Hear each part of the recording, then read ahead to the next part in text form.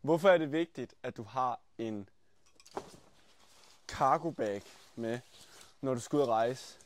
Når du står der og skal have din taske ind til flyet, så skal den ifølge min optik altid i sådan en cargo bag. Hvorfor? Det er fordi, at på undervejs i flyet, så kaster de diverse flyansatte rundt med deres tasker.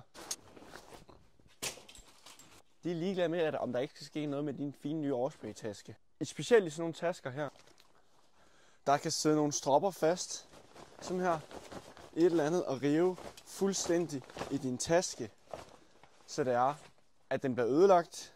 Tasken ned i. Bum, bum, bum. Og så er den helt glatte overflader. Og sådan en cargo bag her koster jo ikke mere end 150 kroner til 250 kroner. Det var lige et lille tips for mig. God dag derude.